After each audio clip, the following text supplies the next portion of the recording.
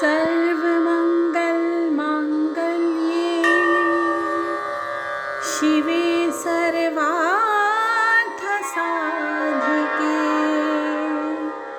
शरण्ये त्र्यम्बके गौरी नारायणी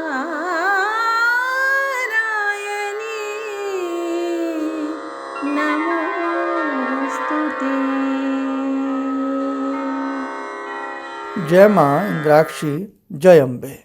इंद्राक्षी धाम में दर्शकों आप सभी का हम हार्दिक स्वागत करते हैं। आज तृतीय नवरात्र है। भगवती चंद्र घंटा की आज पूजा की जाती है। भगवती चंद्र घंटा सभी साधकों के वर को पूर्ण करें, सभी की मनोकामनाओं को पूर्ण करें, ऐसी विनीत भावना भगवती से करते हुए आइए कार्यक्रम को आगे बढ़ाते हैं। आज के इस अंक में आज क्या भोग लगता है, कौन सा पाठ किया जाता है, जैसे तृतीय तिथि का भोग जाने, पाठ जाने, एडवांस में भी हम आपको हर दिन बताते रहते हैं। और कल जैसे कि चतुर्थी तिथि है तो कल लगने वाला भोग और कल का पाठ कौन सा रहेगा, सारी चीज़ें इस अंक में क्लियर करेंगे। दूसरी बात, जब निवारण मंत्र की बात आती है तो कुछ साधक निवारण मंत्र वैसे ही माला लेकर के कर लेते हैं और कुछ साधक थोड़ा सा उसमें जो न्यास आदि हैं, जैसे कर न्यास है, हृदय आदि न्यास है, तो वो उनको समझ में नहीं आ पाते, जबकि बहुत ईजी हैं। तो निवारण मंत्र के जो न्यास हैं उस पर भी चर्चा इस अंक में होने वाली है। खास कार्यक्रम है, ध्यान से सभी इंद्राक्षी धाम के देखने वाले जितने भी साधक हैं, दर्शक हैं, जुड़े हैं, ध्यान से सुनिएगा। आइए पहले आज का हम पंचांग देखें। 11 अप्रैल सन 2024, दिन बृहस्पतिवार, संवत 2080, चैत्र मास, शुक्ल पक्ष, तिथि तृतीया और आज साथ में गणगौर भी है। नक्षत्र कृतिका, राहु काल 1:30 से 3, दिशा शूल दक्षिण दिशा। तो सबसे पहले तो आज का हम पाठ, आज का स्वरूप, सारी चीज़ें जान लेते हैं। आइए जाने आज जैसे कि तृतीय नवरात्र है, तृतीय नवरात्र का स्वरूप जो होता है वह भगवती चंद्र घंटा का पूजन किया जाता है। और तृतीया तिथि का जो भोग होता है वो दूध का भोग लगाया जाता है। आज जैसे कि बृहस्पतिवार है, दिन के हिसाब से देसी खांड का भोग लगता है या दूध में ही खांड मिला दी जाए। और आज का जो पाठ रहेगा वो चतुर्थ अध्याय का पाठ किया जाता है। अब कल के नवरात्र को भी ध्यान से देख लें। चौथा नवरात्र में भगवती कुष्मांडा का पाठ किया जाता है, अर्थात कुष्मांडा की पूजा की जाती है। और चतुर्थी का जो भोग होता है वो मालपुआ होता है। कल शुक्रवार है, शुक्रवार के हिसाब से, दिन के हिसाब से मिश्री का भोग लगाया जाता है। और कल का चौथे नवरात्र में जो पाठ किया जाता है 5वां, 6ठा, 7वां और 8वें अध्याय का पाठ किया जाता है। वैसे तो साधकों देखो, पाठ की अनेकों रीतियाँ हैं। निकुंभला भी एक विधि होती है जो रावण वगैरह किया करते थे। अनेकों पाठ के भेद हैं, अनेकों पाठ के प्रकार हैं, रहस्य अनेकों हैं, क्योंकि भगवती के रहस्यों को जानना आम बात नहीं है ना। तो इसलिए हम जो आपको पाठ की विधि बताते हैं ये बहुत साधारण विधि है। कम से कम समय में आपका एक बहुत अच्छे से अध्याय 7 दिन में हो जाता है। अब बहुत साधक ये कहते हैं कि 7 दिन में हमारा एक पाठ हो गया तो 8वें दिन हम क्या करें, हमारे यहाँ नवमी होती है। ऐसी स्थिति के लिए भी हम आपको डे टू डे सारी जानकारी देते रहेंगे। अब देखो, हम आपसे न्यास की बात कर रहे थे। जिन जिन के पास दुर्गा सप्तशती है वो दुर्गा सप्तशती में निवारण विधि खोल लेना, बाद में देख लेना, ये मेरी वीडियो उस वक्त सुन लेना और यहाँ से चर्चा सुन लेना। अब सबसे पहले तो जो निवारण मंत्र वैसे भी कर लेते हैं कि माला उठाई और निवारण मंत्र कर लिया तो भी कोई दिक्कत नहीं है, माँ आपके भाव बढ़ती है। अब जिन्हें संस्कृत आती है या अपने हिसाब से, मैं आपको बिल्कुल ही संस्कृत भी ऐसे पढ़ के दिखाऊंगा जैसे कि हिंदी के हिसाब से हम जोड़ तोड़ करके पढ़ लेते हैं, आप आसानी से कर पाओगे। जो संस्कृत नहीं जानते, हिंदी पढ़ लेते हैं, उन्हें बहुत अच्छे से आप पढ़ पाओगे। बहुत क्लिष्ट नहीं है, मतलब बहुत ज़्यादा कॉम्प्लेक्स नहीं है। आप पढ़ेंगे, थोड़ा समझेंगे तो समझ में सब कुछ आ जाएगा। अब जो हम न्यास करते हैं, हम एक एक अंग में भगवती का अंदर, यानी कि एक एक अंग को हम शुद्ध बनाते हैं। एक एक अंग हमारा ऊर्जावान हो जाता है हम करन्यास करते हैं। कर माने हाथ, उंगलियों से जो हम न्यास करते हैं, हमारे हाथों में शक्ति का संचार होता है और भगवती की शक्ति हमें प्राप्त होती है।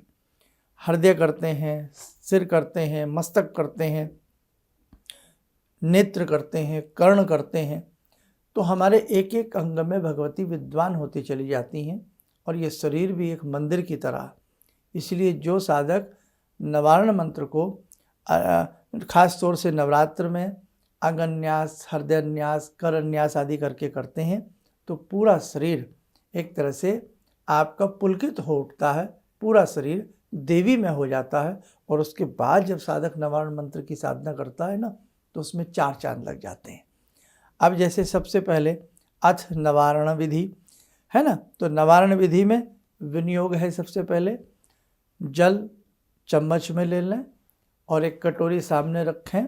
तो आपने ये पढ़ के श्री गणपति जयति ओमस्य श्री नवारण मंत्रस्य पूरा पढ़ के जब लास्ट की लाइन जपे विनियोगः, तो वो जल हमने कटोरी में गिरा देना होता है, 1 चम्मच जल, ये विनियोग हो गया हमारा। उसके बाद है ऋषि आदि न्यास। ठीक है, अब इसे देखो ध्यान से, खोल खोल के हिंदी की तरह पढ़िए इसे। ब्रह्मा विष्णु रुद्र ऋषिभ्यो नमः, या ब्रह्म विष्णु रुद्र ऋषिभ्यो नमः। आप इसे नमः फिर क्या लिखा है, शीर्षी, तो सिर पर हाथ लगा लें। आया समझ में, क्लियर।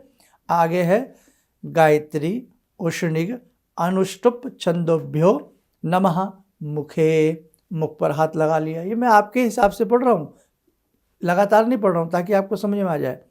अब आगे आपको बहुत लंबा सा शब्द दिख रहा होगा, एक आराम से समझोगे ना, जैसे महाकाली, महालक्ष्मी, महासरस्वती देवताभ्यो नमः हृदयी, हृदय पे हाथ लगा लिया, है आसान।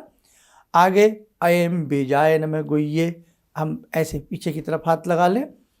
ह्रीं शक्तये नमः पादौ, पादयौ, पैरों पर हाथ लगा लें। अब आगे है क्लीं कीलकाय नमः नाभौ, नाभि पर हाथ लगा लें, हो गया आपका। ऐसे ही अब इसमें अगर हम देखें करन्यास, तो करन्यास में हम दोनों हाथ ऐसे सामने रखें और जब हम करन्यास करते हैं ओम ऐं अंगुष्ठाभ्याम नमः, तो हम दोनों, ये दोनों उंगलियां, पहली उंगली तर्जनी इंडेक्स फिंगर और अंगूठा दोनों को टच करेंगे। दोबारा सुने, ओम ऐं अंगुष्ठाभ्याम नमः, ऐसे ऐसे, ठीक। आगे ओम ह्रीं तर्जनीभ्याम नमः, ये तर्जनी है, तर्जनी को अंगूठे से छूना है, तर्जनी को अंगूठे से छूना है। अब ऐसे ही मध्या है, मध्याभ्याम, यानी कि मध्य वाली उंगली को फिर अंगूठे से छूना है। मंत्र पढ़ते जाइए। अब अनामिका आ जाओ, लिखा हुआ भी उसमें जब आप ध्यान से देखेंगे, अनामिका ओम चामुंडाई अनामिकाभ्याम नमः, अनामिका को छू दीजिए। आगे है ओम विच्चे कनिष्ठकाभ्याम नमः, सबसे छोटी उंगली जो होती है कनिष्ठा होती है ना, कर्णो उंगली जिसे कहते हैं, कनिष्ठकाभ्याम नमः, तो सबसे छोटी उंगली को फिर अंगूठे से टच करेंगे। पढ़ते जाएंगे, जिन जिन उंगलियों का नाम आता है उन उंगलियों को अंगूठे से टच किया जाता है। अब है आगे देखो, ओम ऐं ह्रीं क्लीं चामुंडाई विच्चे करतल कर पृष्ठाभ्याम नमः, करतल कर पृष्ठाभ्याम नमः, ऐसे करेंगे। ध्यान से देखें, ऐसे और ऐसे। एक बार ये आपस में दोनों हथेलियां ऐसे लगाएंगे, फिर ऐसे लगाएंगे। Okay, clear. हृदय आदि न्यास, हृदय आदि यानी कि हृदय आदि को छूना, टच करना। ओम ऐं हृदयाय नमः, अब ये ऐसे हृदय को छू लिया। ओम ह्रीं सिर से स्वाहा, सिर का स्पर्श कर लिया। ओम क्लीं शिखायै वषट, शिखा का स्पर्श कर लिया, जहाँ से चोटी होती है, ठीक। ओम चामुंडाई कवचाय होम, बनवाते हैं ना बहुत पिछले 15-20 सालों से, जब हम देवी जी की उपासना करते हैं या कृष्ण जी की करते हैं कि अब कवच बना लें, कवचाय होम, हमारी रक्षा होती है, ठीक है। तो आपने कवच बना लिया। अब ऐसे ही ओम विच्चे नेत्र त्राय वोषट, अपनी उंगलियों को आँखों से और मस्तक से ये 4 उंगलियां ऐसे टच कर लिए जाते हैं।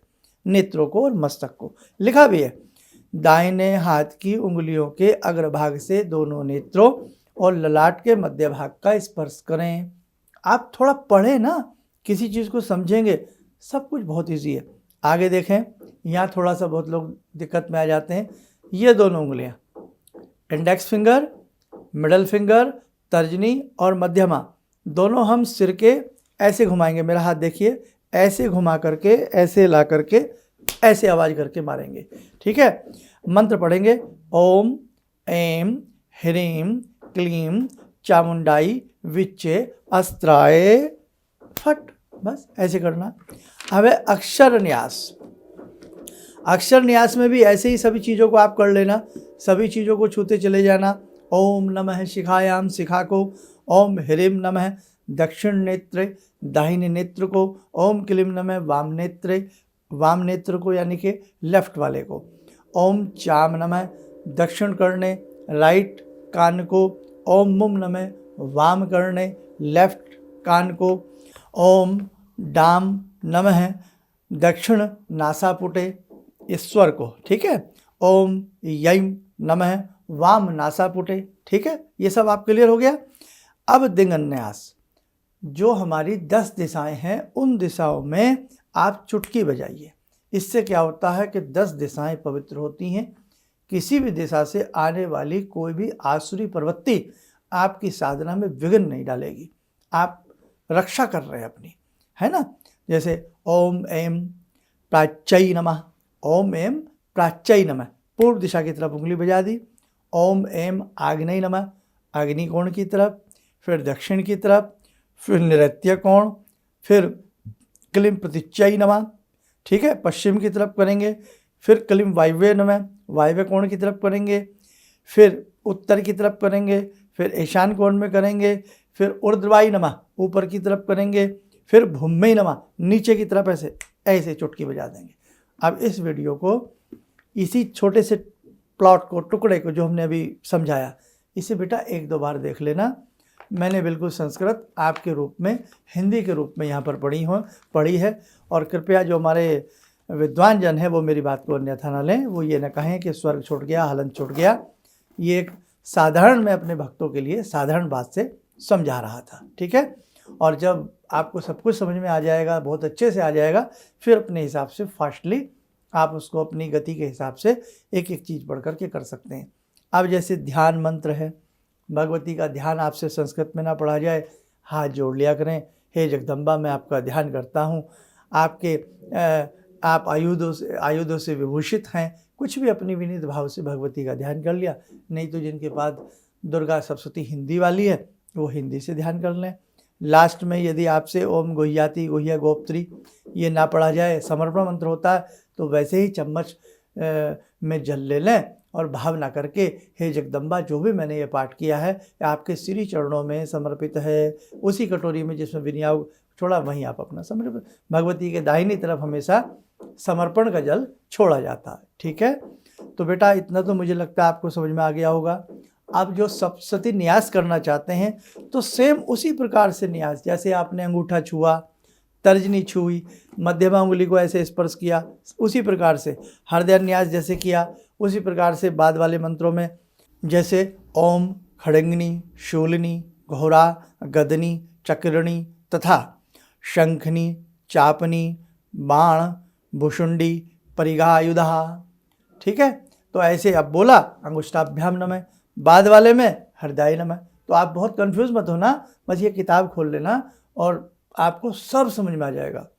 और जब साधक जगदम्बा की कोई उपासना भाव से करने से आता है ना, तो सब कुछ आप धीरे धीरे सीखते रहते हैं। मदर टंग, माँ, देश की भाषा अपने आप आ जाती है, बोलना आने लगता है। माँ हमारे साथ रहती हैं, जो हमें जन्म देती हैं, और वो अपनी मूक भाषा से भी, इशारों से भी, भावनात्मक रूप में भी बालक को सब सिखा देती है। एक बालक धीरे धीरे धीरे धीरे बड़ा होता है और उसे सब प्रकार से खाना, सोना, जगना, चलना फिरना, कहाँ बच्चे होते हैं कितनी बार गिरते हैं, है ना। कभी कृष्ण जी की तरह 2 हाथों पर गुडलिया पर चलते हैं, तो कभी लड़खड़ा जाते हैं, कभी गिर जाते हैं, लेकिन माँ का जो दुलार है वो हमें संभालता रहता है, हमें हर क्षण गिरने से बचाता है, और एक दिन हम मजबूती के साथ अपने कदमों को रख करके चलने लगते हैं, ज़िंदगी को जीने लगते हैं। वैसे ही मेरे बच्चों, एक भगवती हमारी माँ है, हम सबकी माँ है ये भगवती। जब हम इनकी शरण में बैठेंगे ना, तो हृदयन्यास नहीं, करन्यास नहीं, आपको गुप्त से गुप्त बातें, गुप्त से गुप्त रहस्य आपको जीवन में स्वतः समझ में आने लगेंगे, है ना। तो आप एक बार इस जगत जननी से जुड़िए। नवरात्रे हैं, हिमाचल में समस्त जितने भी भगवती के शक्तिपीठ हैं, बहुत अच्छे से भक्तों का तांता लगा है। वैष्णो देवी का दरबार सजा है, विंध्यवासिनी सजी हैं, और उधर एमपी की दतिया की महारानी का दरबार देखने लायक है। कहने का भाव, इस वक्त जो भगवती का रूप है ना, वो विश्व में बिखरा हुआ है। घर घर में नवरात्रे, घर घर में भगवती की पूजा, जगत जननी की पूजा। इसलिए बेटे, आप बहुत भाग्यशाली हैं जो भगवती की मंत्र की आपने दीक्षा ली है, और इस दीक्षा के ऊपर, इस मंत्र साधना के ऊपर, नवरात्र की पूजा के साथ साथ आप अपने नववर्ष में आगे कदम बढ़ा रहे हैं। ठीक, तो बहुत अच्छे से रहिएगा। आगामी समय में बहुत जल्दी, 1 महीने के अंदर अंदर, ईश्वर ने चाहा, जगदम्बा की इच्छा से, हम अपने एक पुराने स्थान बता दिया जाएगा सबको। 2 दिन रखे जाएंगे, एक संडे रविवार का दिन, और एक दिन और कोई चुना जाएगा। इन 2 दिनों में साधक गण हमसे 11 बजे से लेकर के 1 बजे के बीच में वहाँ प्रवचन के लिए, धर्म चर्चा के लिए, वहाँ पर आप लोग आ सकते हैं। इतना हम जरूर कहेंगे, वहाँ कोई किसी प्रकार की कुंडली या हाथ का देखना संभव नहीं हो पाएगा, केवल एक धर्म चर्चा के रूप में आप मिल सकते हैं। पिछले 5-6 सालों से आप लोग, बहुत लोग हमारा इंतज़ार कर रहे थे, हम भी आपका कर रहे थे। तो खैर, अब वो समय आ गया है, और बहुत लोग दीक्षा लेना चाह रहे हैं। तो दीक्षा के लिए हमने बोल दिया है कि अष्टमी से लेकर के पूर्णिमा तक बीच बीच में अपना नाम लिखाते रहें, और आपको दीक्षा का पूरा क्रम मिल जाएगा। और जैसे कि बहुत लोग दीक्षा के बारे में कुछ समझ नहीं पाते हैं, तो दीक्षा क्या है आपको यदि पता है, तभी दीक्षा मार्ग में आगे बढ़ें। और दीक्षा के जो मंत्र आपको भेजे जाएंगे, उसमें कोई आपको दिक्कत लगती है, कोई समझ में नहीं आता है, तो वो आप जो है हमारे संस्थान में फ़ोन करके समझ सकते हैं। बाकी दीक्षा के ऊपर हमने अनेकों वीडियो अपनी पहले बनाई हैं, उन्हें देखकर भी आप समझ सकते हो। कहेंगे तो आगामी एक एपिसोड और ऐसा बना देंगे जो आपको सारी चीज़ें सुलभ हो जाएंगी। आइए, समय हो चला है ध्यान साधना का। जुड़ते हैं आज की ध्यान साधना में भगवती चंद्रघंटा से।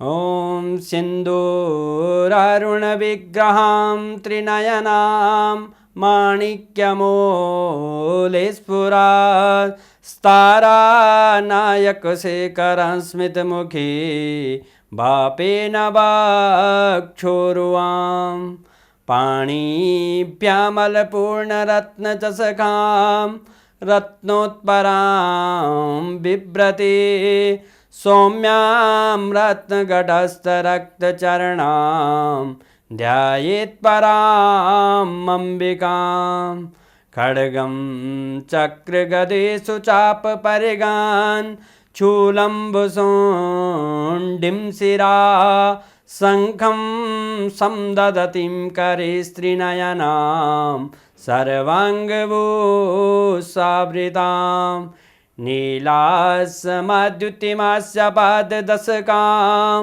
सेवे महाकालिकां यामास्तो स्वपितैहरो कमलजो हन्तुं मधुं कैटवं विद्युद्दामसमप्रभां मृगपते स्कन्दस्थितां भीषणां कन्या विहकरवालखेटविलसा धस्ताविरासेवितां हस्तैश्चक्रगदाशिखेटविशिखां चापं गुणं तर्जनीं विप्राणामलिलात्मिकां शशिधरां दुर्गां त्रिनेत्रां भजे।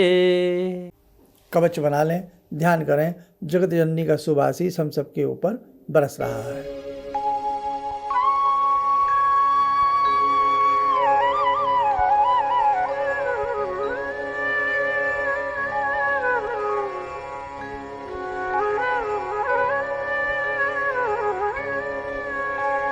ओम बोलते हुए नेत्र खोलें, सामान्य हो जाए। देखो साथियों, बहुत सारी ऐसी बातें हैं जो आपके साथ करने को मन करता है, लेकिन कार्यक्रम बहुत बड़ा हो जाता है, इसलिए अपनी बातों को विराम देना पड़ता है। ऐसे ही एक दिन मन है कि भगवती का जैसे मणिधाम है, भगवती के मणिधाम की चर्चा आपसे की जाए। जैसे आपने सुना हो ना, स्वर्ग सुना होगा आपने, बैकुंठ का आपने नाम सुना होगा कि आप भगवान हरि की सेवा में रहिए, आपको बैकुंठ की प्राप्ति होगी। ऐसे ही भगवती का मणिधाम है, मणिपुर है, मणिधाम है। तो इसके बारे में भी जो भगवती जगत जननी के सेवक होते हैं ना, उन्हें भगवती का मणिधाम प्राप्त होता है। जगत जननी मणिधाम में विराजती हैं। इसके बारे में मैं आपको किसी एपिसोड में, मेरा बहुत मन है, मैं आपको ज़रूर अच्छे से समझाने का प्रयास करूँगा। आप स्वस्थ रहें, सुखी रहें। इन शब्दों के साथ हम अपनी वाणी को विराम देते हैं। जय जय अम्बे। गुरु जी से मैं तब से जुड़ा हूँ जब से वो एक चैनल आती थी P7, उसी से मैं जुड़ा हुआ था। और गुरुदेव से हमारी जब मुलाकात हुई तो मैं आश्चर्यचकित रह गया जब उन्होंने हमसे बताया कि आपके साथ ऐसे ऐसे हुई। तो मैं इतना आश्चर्य हो गया कि इन्हें कैसे मालूम, और इतना बढ़िया इन्होंने बताया जिसके वजह से मैं आज तक उनसे प्रभावित हूँ। और इनका बताने का शैली वगैरह इतनी बढ़िया है जो हम अपने क्लास के टीचर से भी उतना बढ़िया नहीं समझ पाते थे। ये हमें बहुत पसंद आई। और दूसरी बात कि इनके साथ जितने भी मैं जुड़ा, जब से जुड़ा रहा, जो भी समस्या आई, मैं बहुत ही अच्छा तरह से मेरे सॉल्व होते चले गए। और आज तक मैं उनके आशीर्वाद से मैं बहुत सुखी हूँ। किसी भी समस्या के समाधान के लिए मिले प्रसिद्ध हस्तरेखा एवं वास्तु विशेषज्ञ प्रोफेसर धर्मेंद्र शर्मा जी से। नोट: शिविर में भाग लेने हेतु एवं व्यक्तिगत रूप से मिलने के लिए कॉल करने का समय सुबह 10 बजे से शाम 6 बजे तक। हमारे विभिन्न ज्ञानवर्धक कार्यक्रम देखने के लिए आप हमें अभी सब्सक्राइब करें, बेल आइकन को प्रेस करें ताकि आप देख सकें हमारा कार्यक्रम सबसे पहले। और अधिक जानकारी के लिए फेसबुक पेज को लाइक करना न भूलें।